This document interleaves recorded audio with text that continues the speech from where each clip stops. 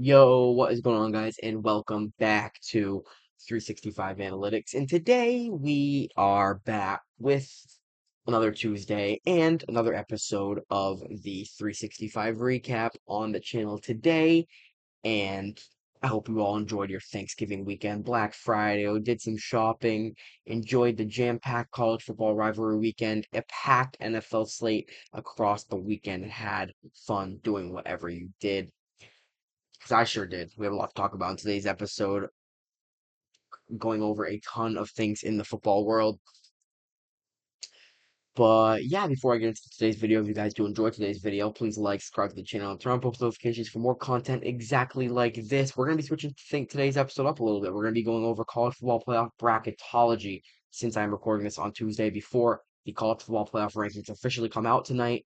I'm going to be going over some ESPN bracketology for the college football playoff rankings instead of the AP poll this week. So we're switching that up a little bit.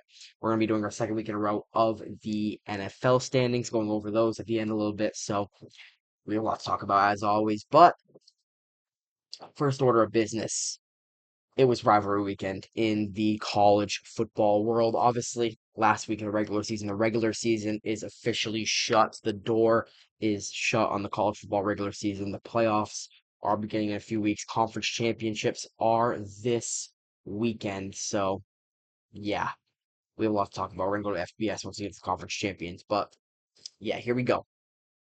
Rivalry weekend on Black Friday. Indiana beat Purdue 56-3 in Austin. One of the old-fashioned rivalries, back new and improved in the SEC. Texas in Austin. Arch Manning and the boys beat Texas A&M 27-17. Wisner goes 455 yards on the ground. Pretty defensive game here. 27-17. Texas gets it done. We'll see if the College Football Playoff Committee ends up getting them in. It's highly unlikely Texas gets in at this point. A lot of teams in that field, Miami, Vanderbilt, Utah, a lot of teams in that big group where it's like, we'll see if they get in, but unlikely right now, but they could be upset on Texas A&M. At home, Texas A&M will not be playing in the SEC championship game. I didn't watch this game right here. Georgia beats Georgia Tech 16-9. I was watching the NFL game at this point, but looked like a defensive game. Gunnar Stockton played Georgia Tech after starting the season, I believe, 8-0, finished season 9-3. In the Egg Bowl, Ole Miss beats Mississippi State in Lane Kiffin's final game, 38-19 in the Egg Bowl. Lane Kiffin, that's another topic we'll talk about, of course, this video. We'll talk about that now, actually, since we're talking about the Ole Miss game. But obviously, everybody heard the news. Probably the biggest story over the football weekend. Lane Kiffin is officially LSU Tiger. He is accepting the head coaching job at Louisiana State University. Lane Kiffin, every time he leaves somewhere, it feels like he's in some sort of drama. He left Tennessee in 2009. And an abrupt leave, went to USC, ended up leaving there. Al Davis had like a PowerPoint up when he got fired from the Raiders, when he was the Raiders head coach in the National Football League. But it's always eventful when he leaves, and obviously this time he leaves Ole Miss. Cannot coach the playoff, so he will not be coaching the college football playoff. Pete Golding, the defensive coordinator, will be taking over as head coach of the Ole Miss Rebels. So we'll see what the college football playoff committee thinks about them, where they rank them, if they still get a home playoff game or not. We'll see. But they go 11-1, 7-1 in the SEC. Trinidad Chambliss goes 23 for 34, 359 and 4 touchdowns. So the Lane Kiffin era is over in Oxford, so it'll be very, very interesting to see what he does in LSU. It is worth to note, LSU travels to Oxford next season. So that will be a very good game to watch. But yeah, the Lane Kiffin era is over, and I can't say I blame him for going to LSU. LSU's one of the hot commodity jobs, obviously, but disappointing. Disappointing to say the least for the Ole Miss players. And yeah, I can't blame Ole Miss for not wanting to coach the playoff, though. He's going to an SEC rivalry team. But yeah, the Lane Kiffin era is over in Oxford. Utah beats Kansas in a Big 12 matchup. Arizona beats Arizona State on Friday night after dark. Noah Fafita goes 28-45, 286, and 1 touchdown in that game. Ohio State finally wins the game in the big house, 27-9. Ryan Day finally gets over the hump. They will play Indiana in the Big Ten championship game. Julian Sayin goes 19 for 26, 233, and 3 touchdowns. He threw an interception early in the game, probably on the first Ohio State drive, I think, maybe second drive, first Ohio State drive, maybe. And then he rebounded well, played well. There was a controversial play with Jeremiah Smith in the end zone. Wasn't a touchdown, was not a touchdown, but the refs ended up calling a touchdown. Ohio State gets it done 27-9. Michigan's offense just hasn't been able to compete with good teams all year. Lost to USC, lost to Oklahoma, lost to Ohio State, the three teams that they played that are really better than them. So yeah, not a good season for Sharon Moore in Michigan. He will go into next season on the hot seat. Texas Tech beats West Virginia 49 to nothing. Oregon beats Washington. Good old Pac-12 rivalry, 26 to 14. Dante Moore and Oregon get it done. They will be in the college football playoff. Oklahoma escapes LSU. It was looking like Brent Venables' team was maybe on the ropes at one point and at the risk of losing a college football playoff spot, but they ended up winning the game 17 to 13. Mateer, 318 yards, two touchdowns. They're going to be in the college football playoff. Notre Dame beats Stanford 49 to 20 after dark. The Iron Bowl. The Iron Bowl in Jordan Hare. Good old Iron Bowl. Alabama wins the fifth straight time in the Iron Bowl. Very good game nonetheless. Very, very good game again. These two teams, Alabama, Auburn, obviously one of the best rivalries in the college football landscape. They put on a show. They put on a show. That's the bottom line. 27-20. Auburn fumbled late in the game. Auburn's defense flying around. Alabama played good enough to win. Alabama, obviously, Kalen DeBoer, Ryan Grubb, those two guys go for it on the fourth down in the red zone. Just nails. Absolute nails on that play. Fourth down, they convert. That will be the defining play of their season. Alabama will be going to the college football playoff, and they have a spot in the SEC championship coming up this Saturday against Georgia. BYU beats UCF at home 41 to 21. Miami beats Pittsburgh 38 to 7. Kind of crazy the ACC championship game. What's going on there? We'll talk about that more. But Miami gets done in the blowout win here 38 to 7. Carson Beck 20 for 29, 267 yards and three touchdowns. Malachi Tony goes over 100 yards with a touchdown as well. The ACC championship game includes 10-2 Miami, or doesn't include. Keep that in mind. 10-2 Miami, 6-2 in the ACC. They win 38 to 7. They're a college football playoff. Will they get in? Will they not get in? We'll see. But they will not be in the ACC championship game. The ACC championship game will be Duke and Virginia, which is very interesting. We'll talk about that in a second. But crazy stuff going on. Vandy and Tennessee, Diego Pavia, just obviously he's been playing in college for a while, but he's getting better and better. He can run the ball like anybody. 45-24, they get it done. USC beats UCLA 29 to 10 with Makai Lemon doing his thing again. Jade Mayava getting stuff done. Virginia beats Virginia Tech 27 to 7. Virginia Tech is just not great this year. They'll have James Franklin coming on the way next year though, so it is only up from here for Virginia Tech. Cal with an upset at home here beats SMU 38 to 35. I believe if SMU won this game, they'd be playing in the ACC championship game versus Virginia. So SMU just sold their spot at a potentially college football playoff spot if they were the last conference team to get that the highest rank non-power. No, it's not highest rank non-power four team. It's highest rank conference champion. I don't even know the exact formula, but they had a chance at that 12 seed or that 4 seed even. So we'll see. It's the highest ranked non-power four conference. I don't even know the exact formula to it, but they have a chance at the 12 seed. They have a chance at the first round bye in the top 4 seeds. So if they won that conference championship game, so they lost that.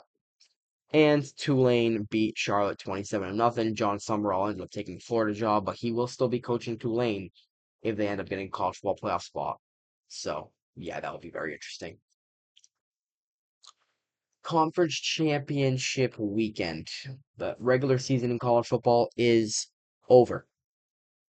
We're talking about conference championships already. We'll go to FBS since we'll talk about every single conference championship going on. Conference USA, Sun Belt, yada, yada, yada. We have some games going on. Starting off on Friday night, December 5th, Kennesaw State takes on Jacksonville State. I don't really care if the Conference USA, but we'll see. I did see certain scenarios where Kennesaw State or Troy could get that 12 seed if Duke ends up winning. I don't even know the exact formula, but we'll see. James Madison's 11-1. They had their sights set on that non-power four college football playoff spot as well. So we'll see if they can win this one in Harrisburg or Harrisonburg. Yeah. This is probably the one everybody's looking forward to on Friday night. North Texas at Tulane. in New Orleans. Obviously, Tulane, John Summerall, he flew down to Gainesville yesterday to take the Florida job, obviously, and he's back in Tulane right now. He's coaching the Waves for the remainder of the college football playoff. Obviously, Drew Mestamaker probably going to be a quarterback for an SEC school next year. So North Texas, very, very high powered offense. They can do their thing. Over under in this game, 66.5. It is crazy. And UNLV at Boise State in Idaho in the Mountain West. On Saturday, we start off at noon with the Big 12 championship in Arlington, BYU, Texas Tech. These two teams played just a few weeks ago. I think College Game Day was on site for that one in Lubbock. This one will be in the Dallas Cowboys Stadium, AT&T Stadium. Texas Tech ended up beating BYU pretty bad, and we'll see. We'll see what can happen. They're favored by 12.5 in this game. Do they double up? Do they win the regular season game and the conference championship? So we'll see what happens there. Big 12 winner obviously gets an automatic bid to the college football playoff. At noon as well, Miami of Ohio in the MAC plays Western Michigan in Detroit. The SEC championship, and it feels like it's these two teams every single year. I'm not gonna lie, guys. I really wanted to see Ole Miss or Texas A&M have a spot in that SEC championship game, but fate all arrives the same. Kirby Smart, Kalen DeBoer, Georgia versus Alabama, SEC championship game. College Game Day will be on site in Atlanta for this 4 o'clock ABC, Georgia, Alabama.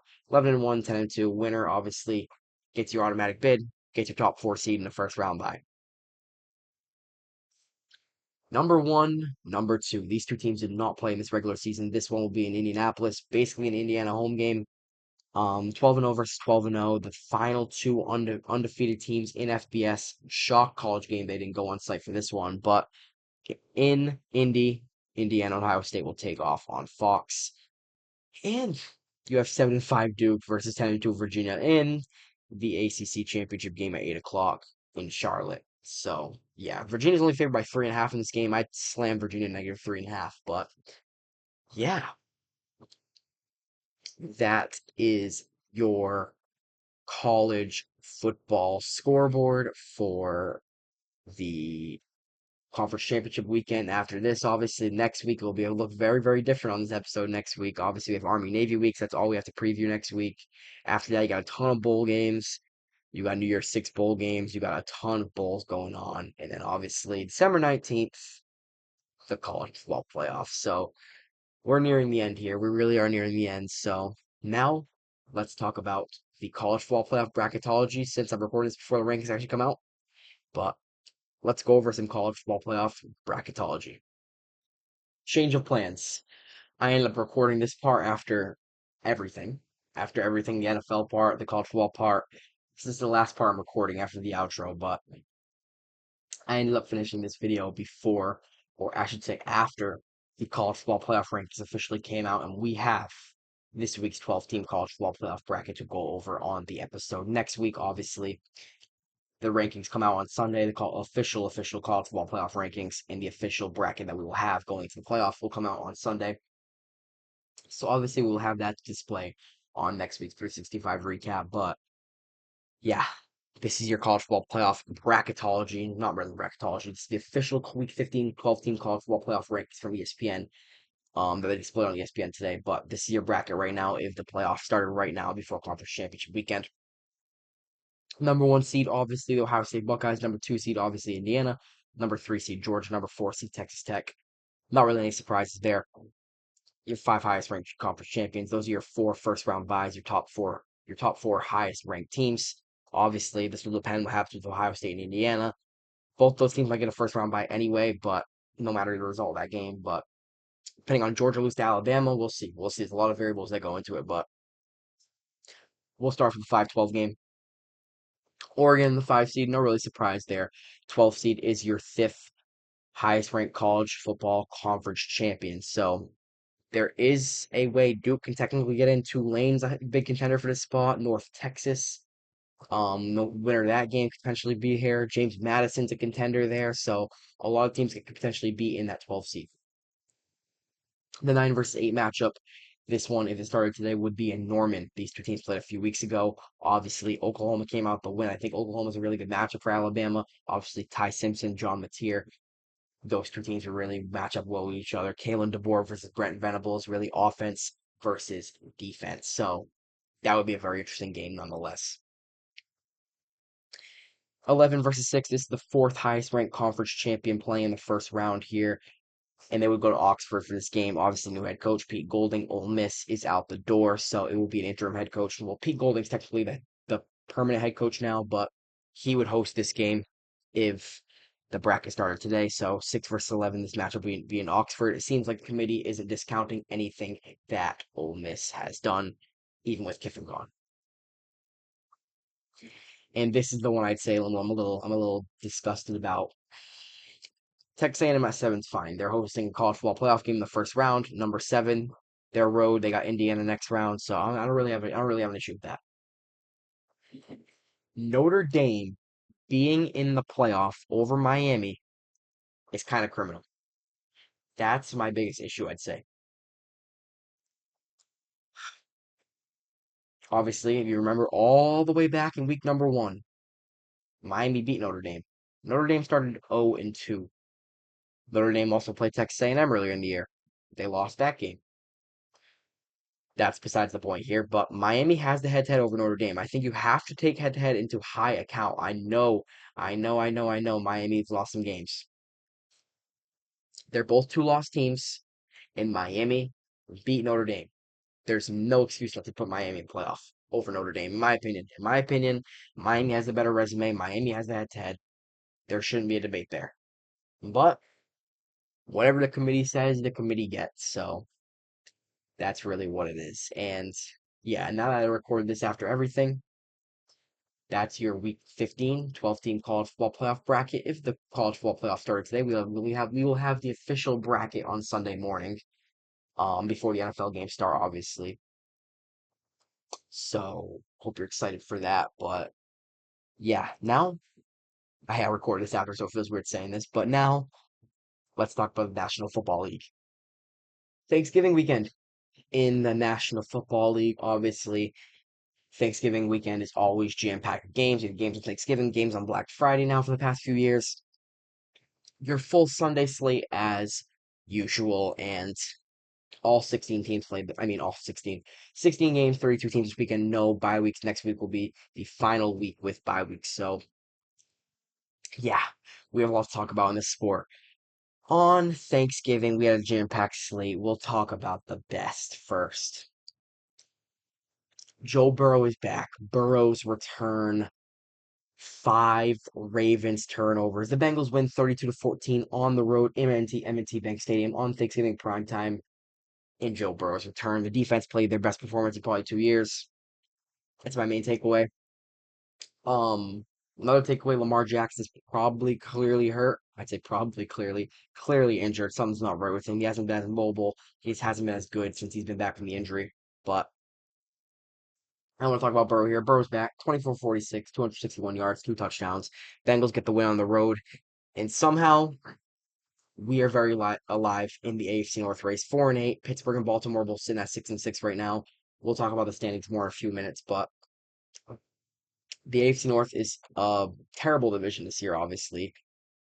And somehow the Cincinnati Bengals are still in it. We play the Buffalo Bills this weekend, so we'll talk about that more in a few minutes here. But yeah, somehow, yet unlikely, we're in it. So I can't believe it. But Bengals win on the road in Baltimore, 32-14. The Packers beat the Lions on Thanksgiving in Detroit and get the season sweep. 31-24. Jordan Love, 4 touchdown passes. 31-24 win over the Detroit Lions. Jared Goff, Jordan Love both did their thing, but in the end, the Packers offense was better. And they get the season sweep. They won back in week 1 pretty handily, won on Thanksgiving pretty handily, 31-24. Detroit now 7-5, looking outside in the NFC playoff picture. And it's pretty much crunch time for the Detroit Lions. Now you got a stretch run. You want to get in that playoff bracket. They play the Dallas Cowboys this weekend in Ford Field, or Thursday, I should say. The Cowboys beat the Chiefs in AT&T Stadium. The Cowboys starting to get hot. Three straight wins. Now they are 6-5-1. Dak Prescott's doing his thing. 27-39, 320, and two touchdowns. CeeDee Lamb had over 100 yards. George Pickens did his thing yet again.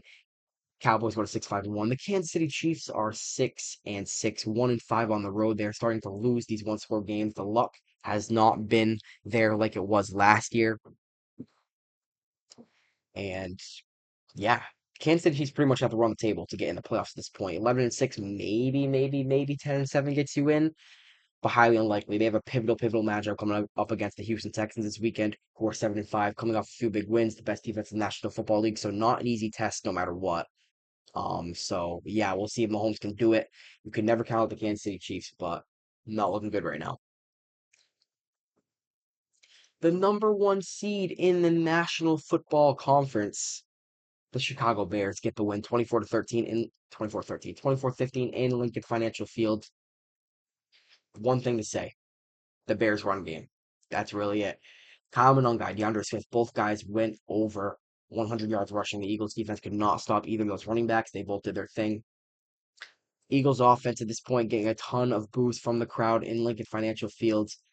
Kevin Patullo, he might need to go. I know you're 8-4. I know you're still in the driver's seat to win the NFC East, even with what Dallas is doing lately. But I mean, come on. Come on.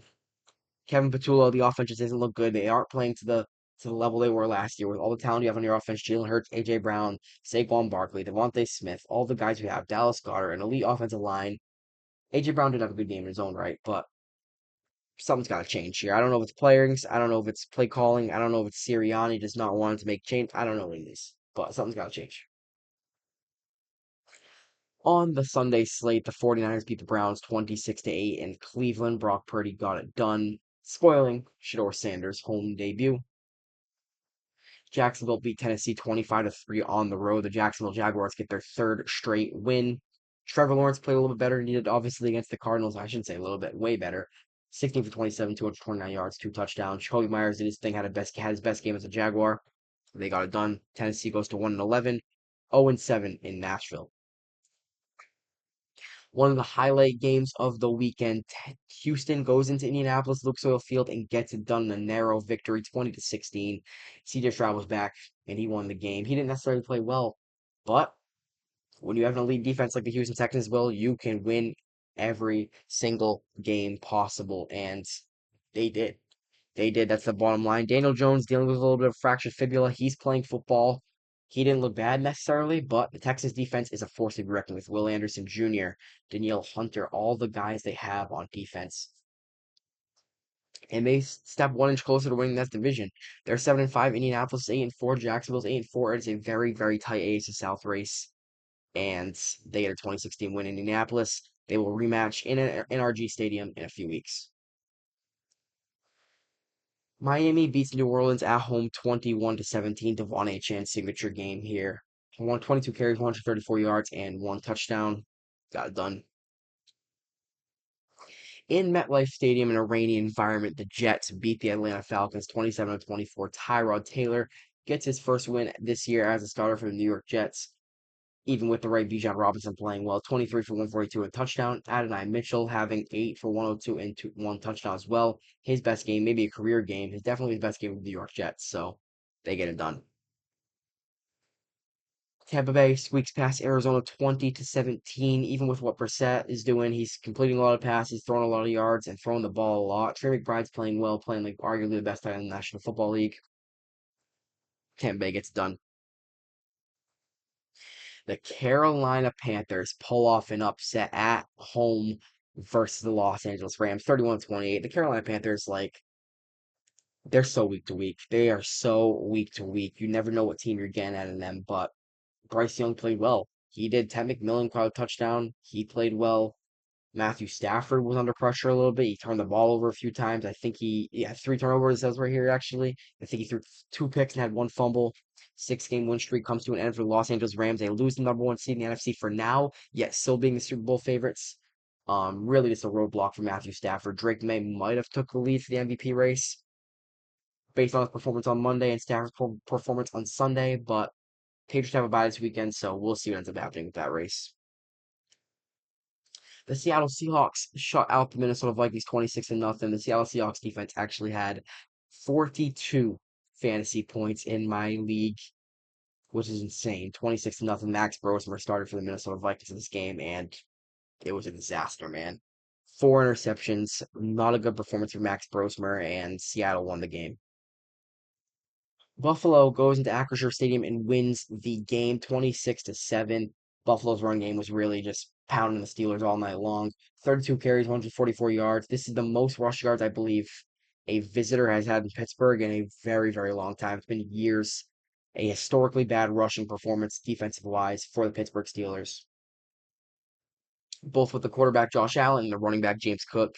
Buffalo is to 8-4. They get a much needed win coming off the loss versus Houston. They win. The Chargers take care of the Raiders at home, 31 to 14. Raiders go to 2-10. That's their, I don't know how many losses in a row now. The last one they got was Tennessee, I believe. Geno Smith honestly played one of his better games of the year. Not one of his best, one of his better games of the entire season. Kamani Vidal had a good game, 25 carries, 126, one touchdown. Justin Herbert came out of this game with a little bit of an injury, had surgery on the hand. He is expected to go against the Philadelphia Eagles next Monday night, so we'll see what ends up happening, developing with that. They go to Lincoln Financial Field, I believe, to play the Eagles, so we'll see. In a game I thought the Denver Broncos were to win by a lot, maybe two or three scores. They were my lock of the week in game picks.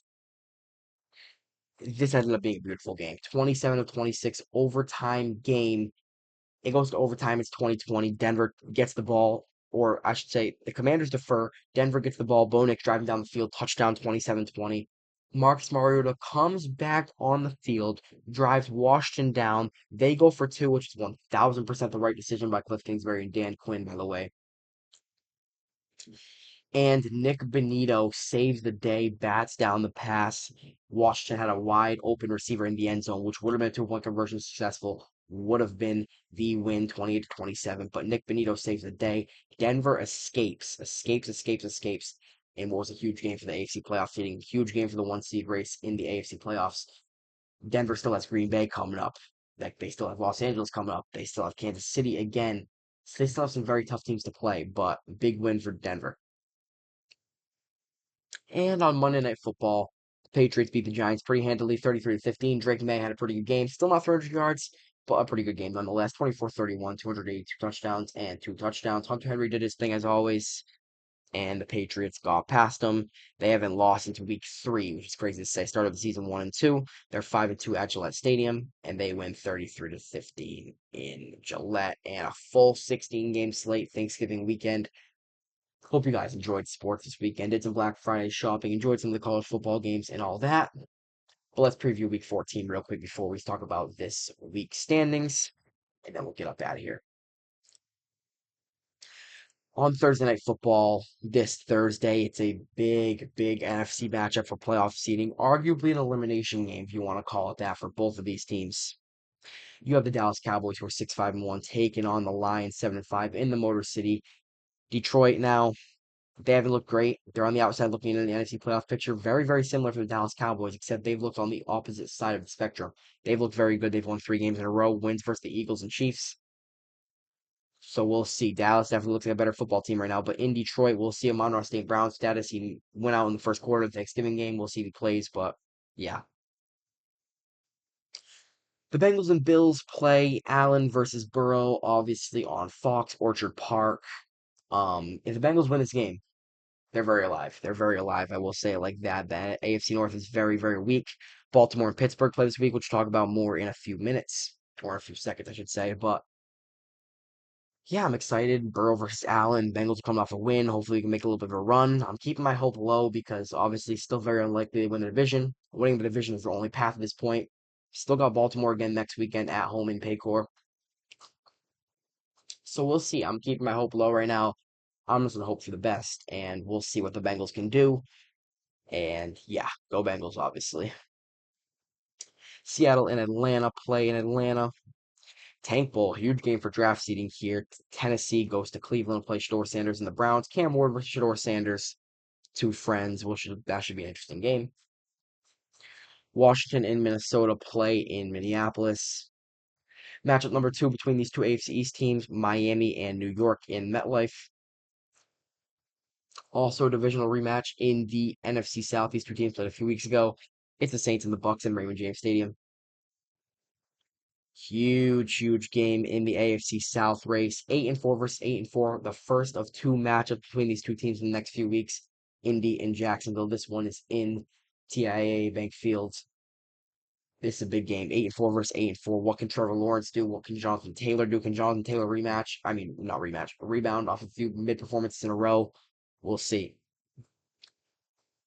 Pittsburgh and Baltimore in a huge, huge game for the AFC North. 6-6 versus 6-6. This is the first two matches as well between these two teams. This one's in M&T Bank Stadium. Baltimore coming off the loss. Pittsburgh coming off the loss. Both these teams could really use a win. It's a weak division. This could go a long way to winning that division. As a Bengals fan, I think technically we should root for the Ravens because we play the Ravens next week at home, and the Ravens still have tough teams like New England, Green Bay. And that's not to say Pittsburgh doesn't have tough teams to play. I mean, Pittsburgh plays Detroit, Pittsburgh plays Miami, which is technically isn't a tough team, but tougher team. So we'll see what ends up happening there. And Baltimore, the Broncos and the Raiders play a little bit of a rematch in Vegas. The Bears and the Packers, big, big NFC North matchup. 8-9-3 versus 8-3-1 in the NFC North. This is also the first two matches between these two teams. These two play on a Saturday prime time in a few weeks, week 16, I believe it is. So they play again in 2 weeks. This is another alternating divisional match. They play one week and then they have a week off from each other and they play another week and the week after. So yeah, those two teams play. Rams and the Cardinals, another division game. A lot of division games this week. I do not believe these two teams have played yet this year. I think this is their first matchup. Maybe they play the last week of the season. Big AFC matchup on Sunday Night Football. Texans, Chiefs, and Arrowhead Stadium. Big game. And on Monday Night Football, it's the Eagles, it's the Chargers, two 8-4 teams. Chargers, one thing I know about them is they have a very tough schedule to end the season. Um, so a lot of Chargers fans are very, very low on them. They say we can literally lose out, we can literally lose out. So we'll see what ends up happening with that. Justin Herbert's health is a concern. We'll see what ends up happening with him.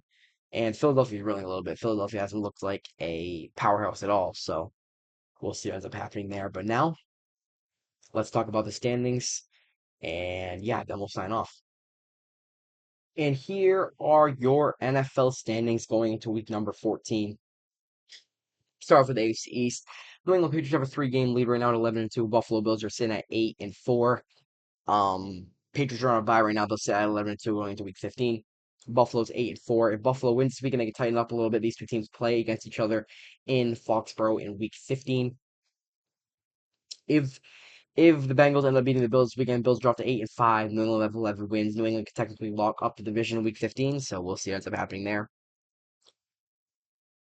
The AFC North, obviously the only division in football without one team having a winning record, but right now it's the Baltimore Ravens sitting up top of it, 6-6, followed by Pittsburgh also at 6-6, Cincinnati at 4-8, and Cleveland at 3-9. The AFC South, ultra tight, as I was talking about. Jacksonville, Indianapolis, Houston, all within one game of each other. 8-4, 8-4, 7-5. Tennessee, obviously the odd man out at 1-7 or 1-11. Sorry, Titans fans. They're eliminated from playoff contention, but they are first in line to get the number one overall pick. The crown jewel of the National Football League. Denver leads the AFC West at 10-2 right now, also in the driver's seat to win that division. Followed by Los Angeles 8-4, Kansas City 6-6, fighting to get a spot in the playoffs right now, and Las Vegas at 2-10, eliminated from the playoff picture. Philadelphia, even with them reeling a little bit, even with the offense looking very sluggish, their defense, led by their defense, I should say, are in the driver's seat to win the NFCs as well. 8-4, Dallas 6-5-1. They're getting hot right now, so we'll see if they can make a run to the playoffs. Washington at 3-9, Giants eliminated at 2-11. The NFC North, one of the best divisions in football, maybe besides the NFC West. Um, yeah, Chicago right now, number one seed in the NFC, 9-3. They lead the NFC North, followed by Green Bay 8-3-1. Detroit 7-5. They're on the outside of the NFC playoff picture right now, looking in, and Minnesota at 4-8 right now. They've lost a few in a row. Tampa Bay leads the NFC South right now at 7-5, right on their coattails. The Carolina Panthers, they will sit at 7-6 through week 14 as well. They're sitting on bye this week, followed by Atlanta at 4-8. New Orleans eliminated from the playoffs at 2-10. And the best division in football this year, probably the NFC West. 2-9-3 teams: the Los Angeles Rams, Seattle Seahawks. Rams had the head-to-head. They won the game a few weeks ago. Sam Darnold threw a lot of interceptions. The Rams have the head-to-head. They're sitting at 9-3. They lead the division, followed by San Francisco's at 9-4. Those two teams split with the 49ers and Rams. Cardinals eliminated at 3-9 right now. But yeah, those are this week's NFL standings. Now let's go to the playoff picture. Here's your AFC playoff picture right now. New England, Denver, Jacksonville, Baltimore, Los Angeles, Indianapolis, Buffalo. Lurking. Houston, Pittsburgh, KC, Miami, and I am including the Bengals in the hunt. These four teams down here, 13, 14, 15, 16, two eliminated teams, obviously. These two teams are pretty much out. I mean, these four teams are pretty much out of it.